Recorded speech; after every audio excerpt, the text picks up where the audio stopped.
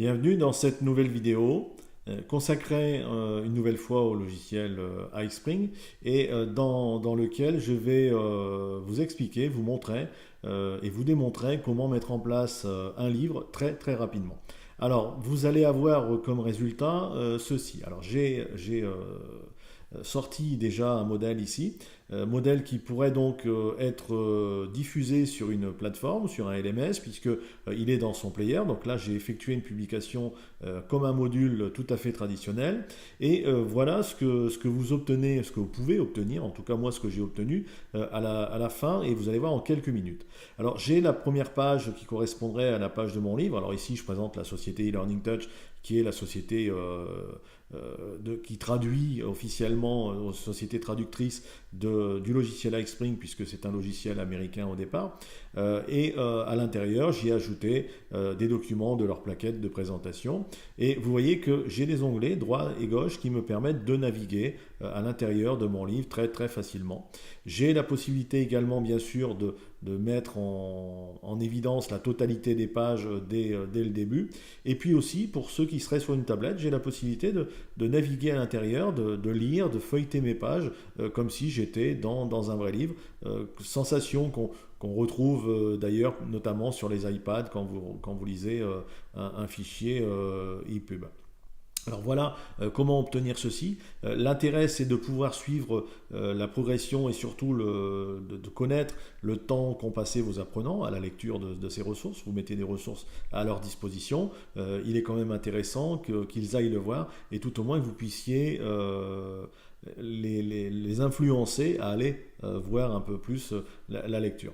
Alors si vous ne voulez pas qu'ils l'impriment, vous le laissez tel quel, ils ne pourront pas l'imprimer puisque là ils n'ont pas la possibilité d'aller jusque l'impression. Si vous avez envie qu'ils puissent imprimer le contenu, vous pourrez leur mettre à l'intérieur du player en guise de ressources, comme je l'ai fait ici par exemple, les 4 documents que j'y ai mis, et à ce moment-là ils auront la possibilité de les imprimer, même de les agrandir, et vous voyez donc avec une qualité assez intéressante, donc il n'y aura aucune perte. Alors comment mettre ça en place? En fait c'est très simple. Je vais tout simplement, donc ici, créer une nouvelle page puisque je vais pas me servir de celui qui est déjà existant, mais je vais en créer une nouvelle. Je mets une nouvelle diapositive.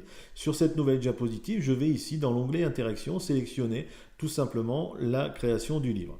Donc je vais sélectionner le livre et il va m'ouvrir une fenêtre. Voilà. Il va m'ouvrir une nouvelle fenêtre et cette nouvelle fenêtre va d'office me mettre en place une page de couverture première et une page de couverture arrière.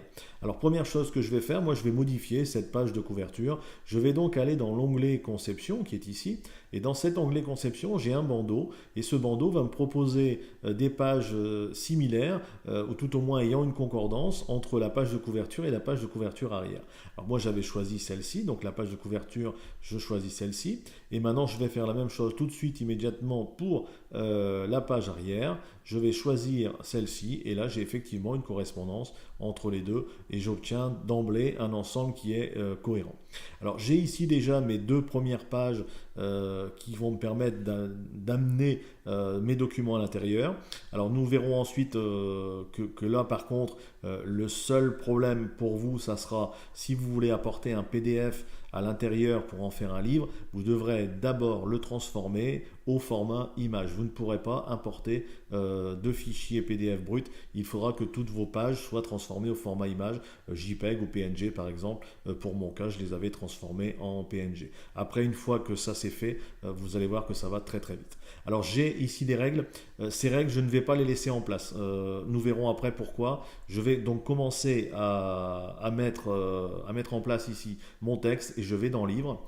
Quand je suis dans Livre, j'ai l'onglet avec la possibilité d'importer des images, des personnages que vous connaissez je pense maintenant, et également d'amener du texte. Alors je vais amener du texte et moi j'avais marqué eLearning Touch. Et donc, eLearning Touch, société qui, comme je vous l'ai dit, met en place la traduction de ce logiciel. Alors, j'avais mis une taille assez importante, je crois que j'avais mis du 48. Je vais donc l'agrandir un petit peu pour pouvoir le mettre en place sur la totalité de la page. Voilà, je vais essayer de réduire un petit peu ça pour éviter d'être gêné avec le texte que je ramènerai après. Voilà, je vais le positionner ici. Je vais donc maintenant amener une deuxième zone de texte pour inscrire en dessous ingénierie, me semble. Je crois que c'est ce qui était marqué. Alors bien sûr, le texte n'est pas à la bonne taille, mais ça je le réglerai. Alors là j'ai fait une erreur. Je le réglerai ensuite très rapidement, comme pour tous les textes. Je vais sélectionner l'ensemble de mon texte et je vais tout simplement le réduire. Et je crois que j'avais mis du 10. Voilà, je pense que c'est à peu près ce que j'avais mis tout à l'heure. Voilà, alors vous voyez que les règles sont un peu gênantes parce qu'elles aspirent en quelque sorte, le texte vient se coller à la règle. Alors je vais le faire au clavier, ça sera peut-être plus simple. Voilà, je pense que là je dois être assez proche de la vérité. J'avais ici également inséré le logo de la société, donc je vais cette fois-ci dans Images et je vais importer l'image de leur logo. Alors l'image est ici, voilà, donc l'image e-learning touch qui est au format naturel, je vais la déposer et je vais tout simplement, alors la faire glisser plutôt, et je vais tout simplement la réduire, adapter la taille en fonction de ce qui me semble cohérent.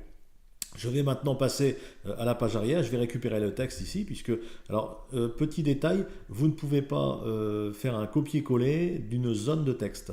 C'est-à-dire que si je sélectionne ma zone de texte, je n'ai pas l'accès au copier-coller. Je suis obligé de sélectionner mon texte. Donc là, par contre, CTRL-C ou clic droit et vous pouvez effectivement faire copier. Je vais maintenant créer une nouvelle zone de texte ici à l'arrière. Et là, par contre, dans ma zone de texte, je peux importer mon texte précédemment copié. Voilà, donc je vais agrandir ça. Je vais essayer de mettre e-learning touch. Alors, je l'avais mis, il me semble, de mémoire un peu plus petit. Donc je vais réduire tout ça, voilà, je pense que 24, ça me paraît cohérent. Je vais aller coller, faire un copier-coller ici de mon texte pour le ramener dans cette partie-là. CTRL-V, voilà, je pense que de mémoire, c'est à peu près ce que j'y avais mis. Alors j'avais mis copyright ici en bas, cette fois-ci je ne le mets pas. Et vous voyez que déjà, ma première page, ma page d'accueil et ma page de couverture plutôt, et ma page de couverture arrière sont déjà terminées, comme je les avais faites en quelques minutes, ça va très très vite. Maintenant, je vais passer à la mise en place de mes pages. Alors, je vous ai dit tout à l'heure qu'il ne fallait pas laisser les règles ici. Alors, tout dépendra de vos besoins, mais pourquoi je vous ai dit ça? Parce que voilà ce qui va se passer. Alors, j'ai préparé mes images et je veux importer cette image-ci et vous allez voir comment mon image va se positionner juste entre mes règles. Alors si votre image ne comporte pas de graphisme, ça ne posera pas de problème. Par contre, si effectivement votre image pose des graphismes, comme c'est le cas ici, vous allez devoir l'étirer ensuite, l'agrandir, donc par de multiples pincements sur les anneaux qui sont ici. Donc ça fait quand même, quand vous avez 20, 30 ou 200 pages, ça vous fait beaucoup de travail. Alors pour éviter ça, on va tout simplement prendre les règles qui sont ici. Je vais m'en débarrasser en quelque sorte, c'est-à-dire que je vais les écarter au maximum sur ma page et vous allez voir qu'ensuite ça va poser beaucoup moins de problèmes. Je sélectionne donc maintenant ma partie droite, je vais dans Images chercher ma deuxième page et là au miracle, ah ma page, tiens bizarre, ah oui non c'est normal, donc je recommence, je supprime l'image, effectivement j'ai oublié une règle, donc si j'oublie une règle, elle s'adapte à la règle. Donc je recommence, je prends mon image et là elle va s'adapter correctement. Voilà. Alors j'ai juste un tout petit peu à tirer ici parce que les proportions ne sont pas correctes, mais ça n'est pas grave. Je vais tirer un tout petit peu ici en bas, voilà. Et là j'ai tout de suite une double page qui est cohérente.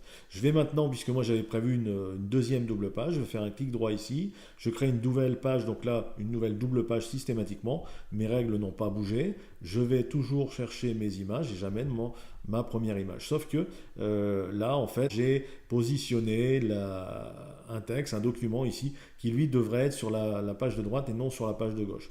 Alors, vous allez voir pourquoi j'ai fait ça. C'est très très facile de le déplacer, ça n'est pas la peine de le supprimer. Vous faites un glisser et dès que vous êtes passé d'un côté à l'autre, il le reconnaît tout seul et vous voyez que ma page a basculé toute seule de l'autre côté. Donc, je n'ai plus qu'à aller rechercher la bonne page, amener ma bonne page ici, donc du côté gauche. Je vais l'étirer également, puisque encore une fois, mes proportions ne sont pas tout à fait correctes, et mon livre est terminé. Voilà donc en quelques minutes comment mettre en place un livre avec iSpring. Donc on va faire un aperçu pour vérifier si effectivement ça correspond bien à ce que je vous ai présenté tout à l'heure. Donc effectivement il est en touch avec le logo, la possibilité de naviguer dans le livre comme dans un vrai livre, de le feuilleter. J'y retrouve les éléments que j'y avais positionnés tout à l'heure. Vous voyez qu'au niveau graphisme j'ai obtenu effectivement la même chose que ce que je vous ai présenté en début de cette vidéo. Et voilà donc mon livre terminé. N'hésitez pas à poster des commentaires ou des questions sur la page YouTube ou sur le blog directement et je me ferai un plaisir d'y répondre si vous avez besoin de détails supplémentaires. Voilà, je vous remercie et vous dis à très bientôt.